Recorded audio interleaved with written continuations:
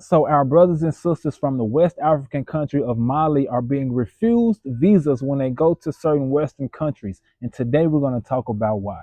My name is Ambassador Tim Ford Jr. of the African Union AUCS, and I've been living over in East Africa, Tanzania for the past 5 years, and I help my people invest, rebuild, and return over to the continent of Africa. But today, we're going to talk about why the citizens of Mali are being refused visa entries into certain countries. So let's go. So we all know that Mali, Burkina Faso, and Nigeria have had coups recently, which are basically revolutions over these past few years. The reason why the three countries had their revolutions was because the presidents that were in place were working for the interests of the West. They weren't working for what the people of the country actually wanted to get done. They were doing everything that the Western nation wanted them to do. They were allowing different countries like France to take advantage of the people and steal their resources and not pay a fair rate. So these three countries got tired of being in this type of situation, so they decided to stand up and kick the French out of their country. So they were also a part of this group called ECOWAS, which basically is all of the West African countries decided to come together to supposedly help each other. So ECOWAS was founded in 1975 with the mission to promote economic integration within the region of West Africa. And also, if you were an ECOWAS passport holder, you are essentially able to go into all of those different countries within that group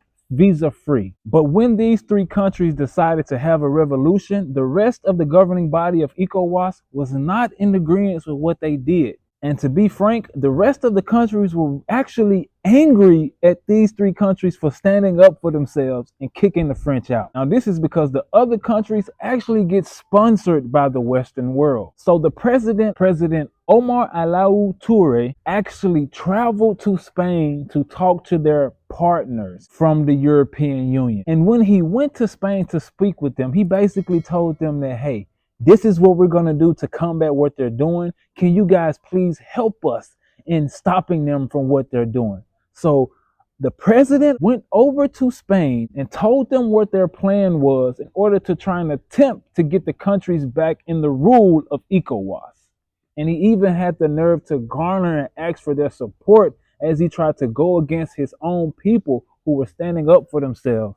So in response to the three countries having a revolution and kicking the French out of their country, all of the countries that are within ECOWAS locked their borders and didn't allow those particular three countries to receive goods into their countries. So the three countries are technically landlocked, so they are not attached to the ocean. So that gives them trouble with receiving goods and services from different countries or different partners that they have within the world. So for example, if they made certain deals and partnerships with the country of India, they would have to get everything flown into the country or by ship and get it brought in through the sea. But by them not having access to the sea, the ECOWAS members locked their borders and would not allow some of the materials, some of the goods, some of the medicines that they need in order to get into the country to help their people. So their ultimate goal was to have the people turn against the leadership that had came into power. So they wanted the people to get upset and turn their back on the people and get them out of the office. But unfortunately for the ECOWAS community, the people that are within the countries that had the revolutions, they are very happy and very excited to see what their new leaders are going to bring for them, because for so long they have been taken advantage of as a people. So to see someone in place, in position,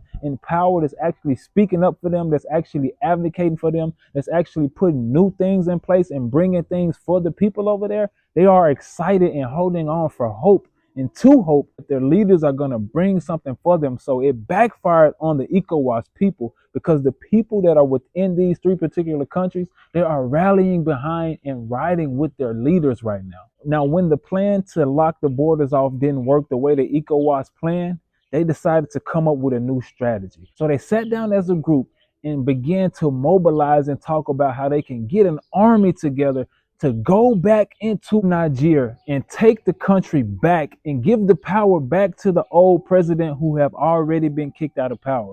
So the people of Nigeria stood up for the people and said, we don't want this guy in power because he's not doing what we want to be done as a people. But the ECOWAS people said, you're gonna take him because he's doing what's best for us and the Western partners that we have in place. So ECOWAS is essentially trying to force this president down the people of Niger's throat. And they've already spoken as a people. They've already said, we don't want him. We're happy with the people that's in place. We're happy for the coup. We're happy for the revolution that just happened. We're staying with our leaders right now and we're pressing forward. But they try to come up with a plan to try and send troops in there to overtake what's already going on. Now, when the three countries of Mali, Burkina Faso, and Niger heard about this made them very, very, very, very, very upset, as you can imagine, because they feel like they kicked the leader out for the interests of the African countries all within ECOWAS. But to have African countries within ECOWAS organize and plan to make an attack against what they have going on when they have never mobilized and attacked terrorism in this type of way, it really, really upset the leaders of these three countries. Because think about it. Throughout the entire formation of ECOWAS, they have never, not one time, sat down and said, you know what? Let's come up and mobilize against terrorism. Let's mobilize and stop terrorism that's going on within our ECOWAS countries.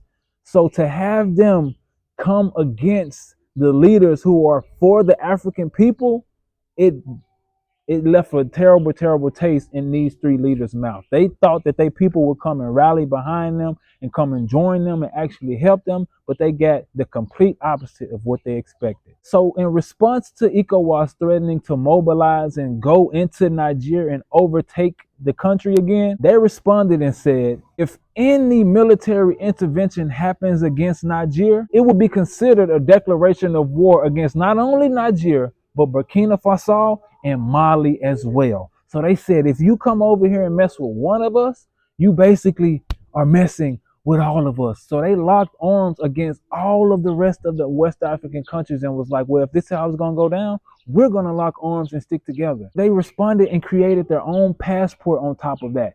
So when they decided that they would lock arms and stand against ECOWAS, they then created their own passport, which recognized them in a different light from what they originally had. They originally had the ECOWAS passport and all of them had the same passport. But now these three particular countries, they've created something completely different from ECOWAS and they're doing their own thing now, which further symbolizes that they're done with the West and they're done with ECOWAS and what they have going on. And they're trying to officially move forward as a governing body within themselves to do what's right for the people. But there's one issue that comes with this new passport. The issue is people have been denied visa entries now with these new passports. And citizens attempt to take these passports to German or French embassies. They are literally telling them that they don't even recognize this passport. So what they're doing now is basically trying to make them pay back for kicking them out of their countries and not allowing them to continue to get the resources at a cheap, unfair rate and not continue to let them take advantage of them and actually having the nerve to side with the people and stand up for themselves.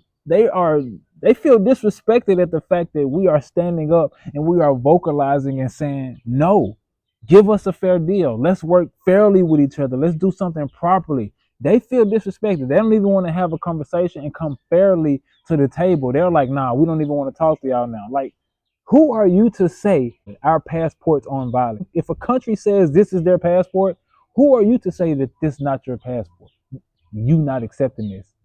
You know what? The audacity of these people. I can understand why they're upset though, because if you were bullying someone for so long and then they cut you off like that, I mean, that does kind of hurt. I can understand that. And not only are they not allowing the minerals to be taken from them at an unfair rate, Air France has lost 65 million euros, which is about 67.8 million USD, which represents a significant loss for the airline because they have not been able to fly over the Sahel region, which is the area where those three countries are located. So they've lost 65 million euros because they're not able to fly over their particular area right now. And this is the craziest part. When Mali initially stood up and kicked the French colonizers out of their country, Air France decided to be arrogant and say, okay, well, since you want to kick them out, we're not going to fly over there anymore. And in response to Air France saying that,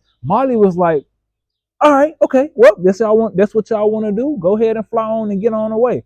And now They've hit a 65 million euro loss because they were being arrogant and trying to put our people to the fire when they didn't understand the times that we were in right now. So they've been seeing a lot of hits and losses over in France because of what these three countries have put into place. So they're trying to make them pay back for what they're doing and trying to be bullies and make them feel bad. But I honestly think that we don't even have to run to their country. Why are we even still trying to go over there? I understand some people may be in school, some people may have some things that they need to finish, but at the end of the day, everything that's over there, we can build it over here. It's like a game of tug of war is going on right now. Our African people are being denied visas. Embassies are saying they don't recognize passports. Next, what's going to happen is I'm sure people in these three countries are going to start saying they don't recognize their passport because it's a warranted response. If you're acting like this towards our people, why should we continue to let your people into our country? So this may be a warranted response to what's going on, but we will see what their response will be. My thing is, I've heard France was bug infested anyway. I've heard Paris got bed bugs going around, infesting people's beds, infesting their lives, and really causing havoc over in Paris, France. So why are we even trying to rush and go over there? Like, why? We're not missing much. Since we're here, got to show y'all some of the products real quick. This are natural body baby. Natural body. Yeah, natural product. Natural body. Yeah. Natural body. Yeah. Yeah. Come closer. Come. Busy Beachy.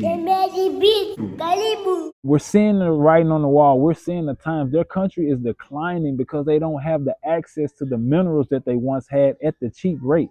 That was the main thing that was pushing their economy, was the cheap minerals, the unfair deals that they were able to get from West Africa. That's the main reason why the country was going in the way that it was going. But now, without these unfair deals in place, without the exploitation going on to our West African people, France is slowly but surely falling. Now, the 65 million euros for the airline is just what they've reported. There's many other industries and things that have been affected by this strong, courageous move by our people over here in West Africa. They are trying to call themselves making us pay for standing up as a people. It may be tough for a few months for our brothers and sisters that's over in West Africa trying to mobilize and coming together and taking this revolution to the next level, but they will be okay because it's time for them to go through this. It's time for them to stay strong. It's time for them to take this risk so that our people can come together and mobilize. Far too long, we've been subjugated to the Western world. We've been subjugated to what they put in place over here on the continent of Africa and pretty much around the world almost. So people waking up, people standing up, people moving against what we've been taught, it's gonna be hard. You're gonna run into some people who you thought were your brothers and sisters is actually gonna try to turn you in, turn their back on you, want to still stay connected to the master because they getting paid a lot of money or because they feel like they're in a good position within their role, within their world, or within their society that they have us living in or subjugated to. But if we break that down, if we see the reality of what's going on, none of us are really accepted within their societies. If you get a lot of money to be someone's puppet boy, what's the point of that? What's the point of that? If all your people are still suffering as you so-called living your best life because you somebody's puppet. So times are changing. We got to go through the tough times. We got to go through some of our puppet masters in order to get to our destiny as a people. So our people, our brothers and sisters over in Burkina Faso, Mali, and Nigeria, we're continuing to pray for them, keep them lifted. Hopefully they stay strong and press forward, press toward the mission, because so many of our people around the world are watching them and using them as examples and gaining strength from what they're doing. So they're going to have to stay strong as they go through these times. They're going to try to pressure them into backing out and letting them back in unfairly. But no, I know they're going to stay strong. I know they're going to have the faith, and they're just going to have to get with the program all around the world because it's a new time. I'm excited to hear what you think about this situation. Comment in the comment box and let me know what you think. How do you think the three countries should move forward? Should they start kicking them out and not letting them get visa entries? Let me know what you think. And also, if you enjoy this type of content, I will continuously bring forth real information about what's going on over here on the continent of Africa.